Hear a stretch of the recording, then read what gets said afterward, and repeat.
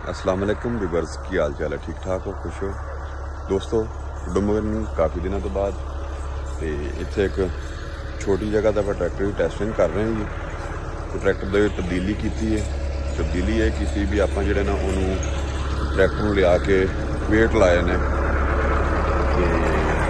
देखते हैं हमारे तुम दोस्तों चैक करवाने कि की परफॉर्मेंस रही है कि ट्रैक्टर अपने आप को महसूस करवाता है। नाले थोड़ा बहुत उन्होंने टैबटां भी चेंजिंग की हैगी।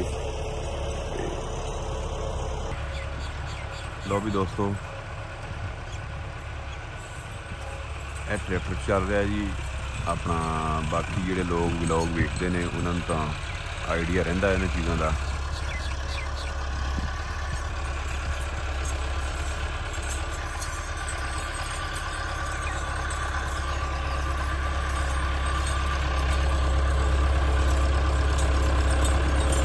ड्राइवर पायलट साहब बैठे ही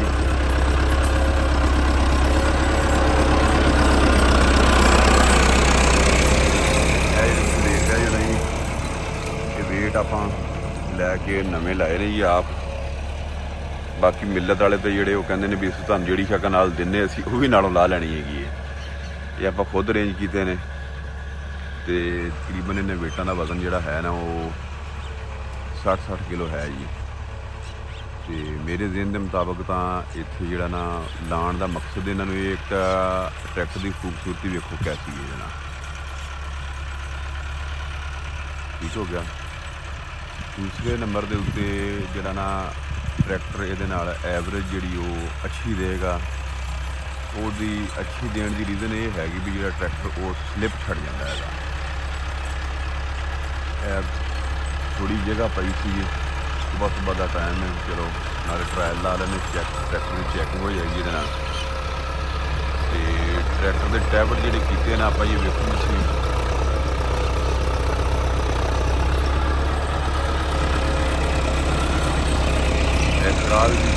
वेखो कि घरा को लोड जाता पे। एक दूसरे नंबर से घाह इतने बहुत ज़्यादा है। तो तुम वेखते हो ट्रैक्टर जोड़ा चलता बिल्कुल जोड़ा ना धुआं वो नहीं विखाता पिया। जोड़ियाँ तब्दीलियाँ कीतियां ने थोड़िया तुहानूं दस दईए दोस्तों। अगर जे वेखण वाले भी लोग ने जोड़े मैनूं जी वो तब्दीलियाँ सही होण वो तो आगाह कर दिता जाए, नहीं तो कोई मज़ीद तब्दीली करना चाहते हैं तो मैनूं दोस्त जोड़े नहीं दसन जी। कोशिश करते हैं जी थोड़ा जिहा आप भी बैठ के ना जी चक्कर एक लाने हैं भी की सूरत हाल बन गया। हाँ वेखियो कि एक्सल का पटाका ना पाई सुता है।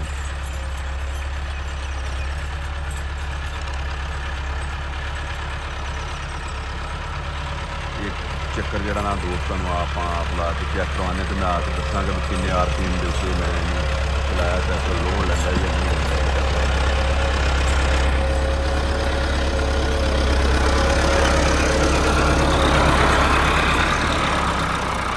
आओ जी थले जी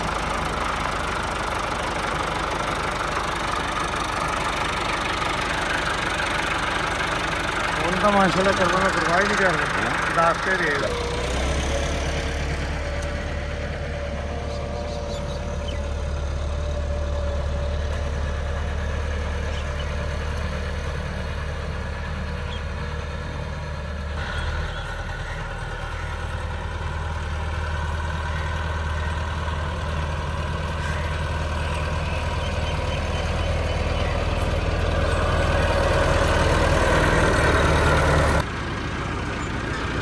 लो भी दोस्तों, तुहानूं RPM चैक कराने भी किन्ने RPM के उत्ते चलता पिया जी।